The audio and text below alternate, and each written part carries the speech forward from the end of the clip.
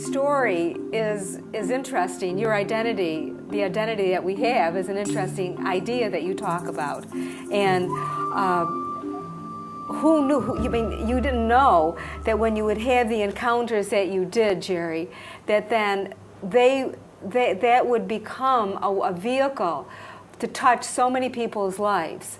Like my life is different now because of who were those that older, they were gay. Gilbert and Lewis. Pardon? Gilbert and Lewis. Gilbert and Lewis. Now look, here you meet. Let's maybe we can try to come up with a picture of Gilbert and Lewis. What they were in their 80s when you met them, and just share a little about them.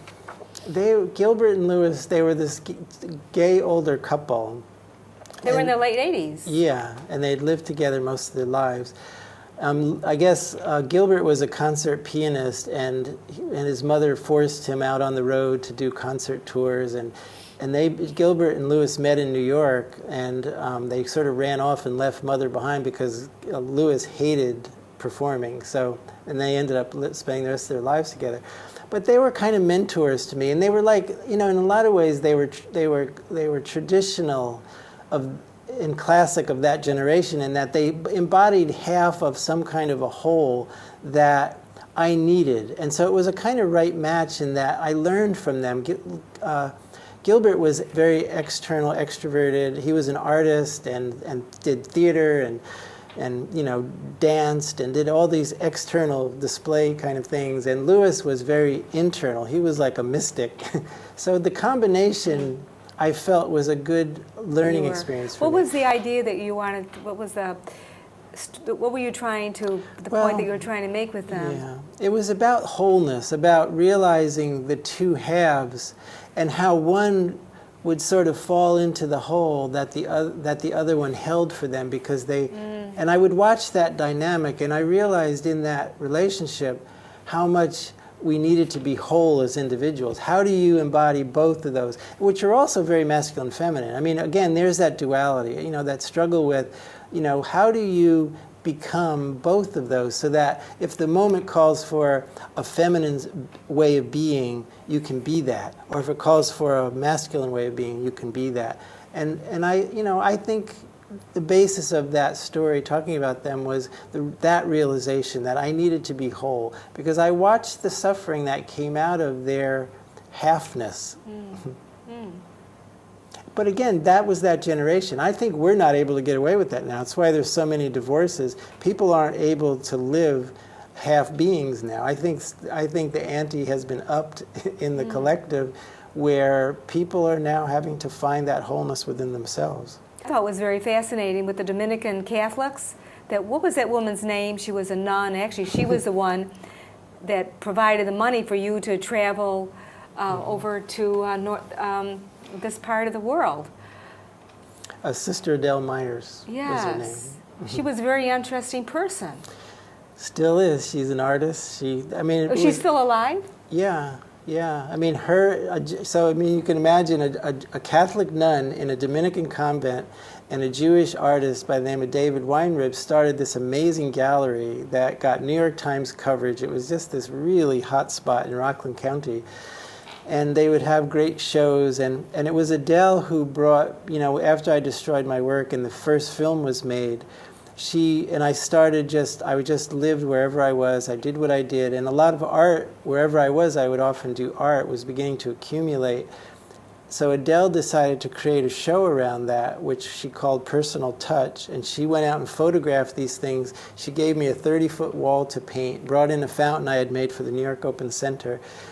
And when the show was done, we painted over, I did a big mural, we painted over the wall, all the photographs were down. So the show sort of came out of nothing and went back to nothing.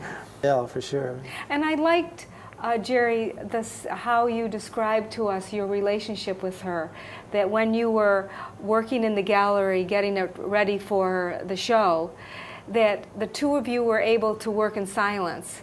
And do you remember she said to you something that really summed up for you, that she really understood, that she really understood that people really don't have to talk all the time? Yeah, well, it was interesting because they were building walls. I mean, it was a huge show going up. And Adele and I were working, and it was such an inner experience because, first of all, it was when I was fasting a lot. I didn't have food, and so I was very inner. And there was also like a whole year I practically didn't talk. I just only spoke when I felt inspired because I wanted to meet that challenge. But Adele and I it became such an inner experience that it became like a dance, and we were just sort of like in the flow of this thing for hours, and at one point Adele looked up and said, so there were these noisy guys in there with hammers and nail guns, and they'd bring in their beer, and they were just, and so here's this quiet, and I felt like we were so at the core of something going on. It was such an interesting intimacy that I loved it. And at one point Adele looks up and she says, isn't it as if we are in the center of everything? But it was sort of this simple little thing she said, yes, but it was like it just totally we just captured. Got it. Yes. Jerry, I could read it if you don't want to. I was very impressed with your definition of enlightenment. I think I said it was on page 138. Or I think you said 118. No, it is. Would you like me to read it for you? Sure. This really sums up what Jerry went through in those 15 years and the essence of that you were embodying.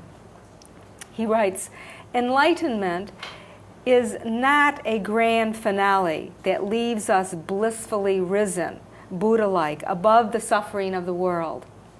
It is deep and unconditioned surrender to what already exists and total trust in the larger inherent intelligence which is willing to lead the way.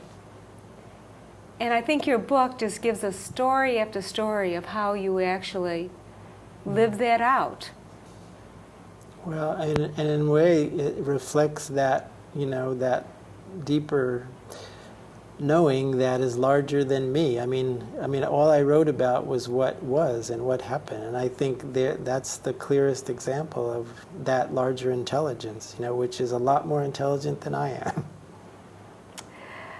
One of the things that I loved about what you did in the book is that, and I know you're going to say it to me because you've already said it to me, that it's this whole idea of when we embody the essence of something, and not only coming from our intellect or our rational mind, but that it is who we are. And one of the things that touched me was just the sacredness of human relationships.